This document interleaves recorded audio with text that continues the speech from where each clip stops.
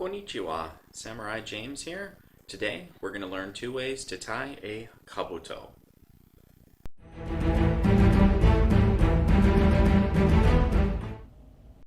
First, I'm going to show you how I like to tie it to display it on the stand. There's no official way. This is just one of many variations. So the first thing we're going to want to do, we're going to grab our cords here, make sure that they're about equal length, hold it in front, and I'm going to make a little bit of a loop here at the bottom of the tare. We're going to pull it up. What I'm going to do is just start looping it around itself. I'm going to hold my thumb here inside the loop to make sure that I still keep enough space on it. So we're going to go around and around and around. Once we've done that a few times, you can see I'm starting to run out of cord here. So I'm going to pull my thumb out and I'm going to fish it through here. We're going to pull one cord through. Always push the cord from the back. These tasseled ends are prone to pulling off if you try to pull on them too much, so always push on the cord. Don't pull on the decorative fringes here. Ask me how I know. It's because I've done it before, and they're kind of a pain to get back on.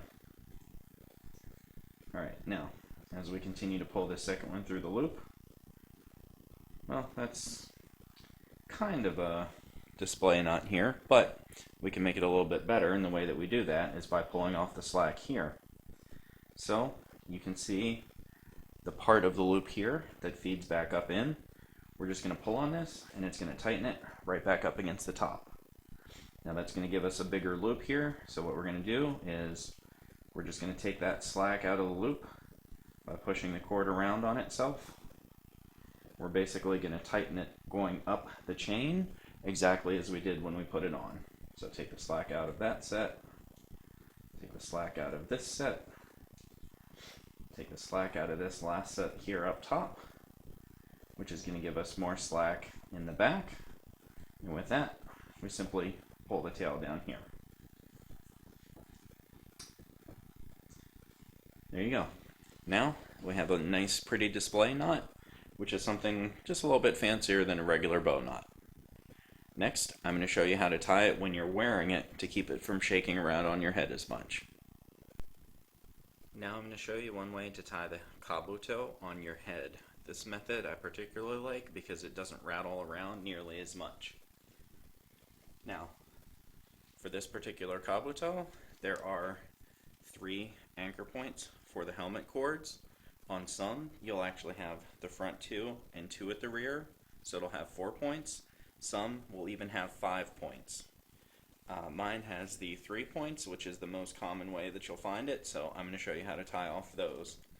First thing we're going to want to do is pull a little bit of the cord here to make 2 loops on the sides. So we've got this. Now I'm going to put the helmet on.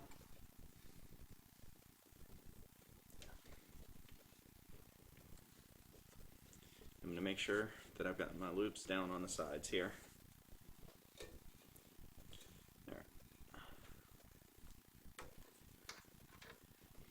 There we go.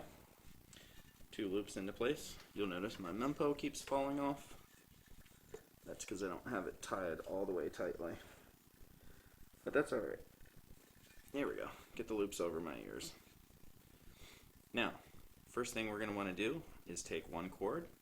We're going to pass it underneath, up under the bottom of the mempo here. What I'm going to do is I'm going to grab that loop that I just had, and I'm pulling this cord out through that loop. So I've come underneath of the mempo, gone up the loop, and come out on the outside here. I'm going to do the same thing with the other as well. So I'm going to find my loop, come under, and come back out. I find that by coming on the inside of the cord and then coming back to the outside, it helps hold the mempo in place a little bit better, which in turn anchors the helmet to the head just a little bit better as well. Now, we've got this passed through on both sides. What I'm going to do is I'm going to pull a little bit of the slack out of that loop now by pulling the parts right here that are through those loops forwards. So we're going to pull out a little bit of slack there, pull out a little bit of slack there, and that simply is going to give us more cord to work with to get it tied off. Now, we have our two parts under here. I'm going to tighten that up. Tighten that up. Now, we're going to make sure with these two pegs on the side that the cord that was passed through earlier is underneath of the loops. For this, which is the loose part coming out of the flaps, now we're just going to make a little bow knot here underneath. What I'm going to do is pull it tight to draw the mempo up on my face and help anchor the kabuto into place. That's pretty good there. You still want to be able to talk, so don't overdo it. We're going to make a little bow knot.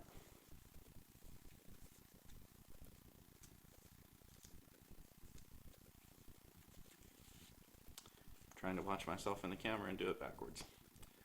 Alright, there we go. So we've got our bow here, we've got our loops, we've passed through, and there are two sets underneath help really hold this into place.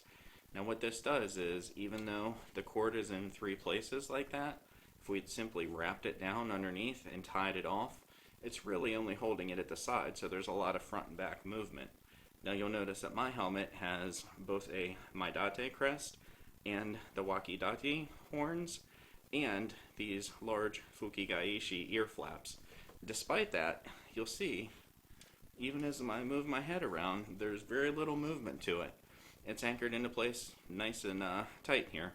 If I pulled the cords a little bit tighter, it would be a little bit tighter, but it would be harder for me to talk. Certainly want to be able to breathe on the battlefield as well, so I suspect they didn't have these ratcheted down real tight to where they couldn't even open their mouth. So there we go. There's a fancy display knot, and there's a way to attach it on your head with the common three-point system. There are other variations with the three-point, and of course there are different ways of tying one with 4 and 5 points. I find this one to be something that I can easily do myself, that I can easily remember, and I can do without even having to look at it. So I think it's one of the most basic and also still very effective knots. Do you have a different way that you like to do it? Let me know in the comments below. If you found this helpful, hit that like button. And thanks for watching. This is Samurai James saying sayonara.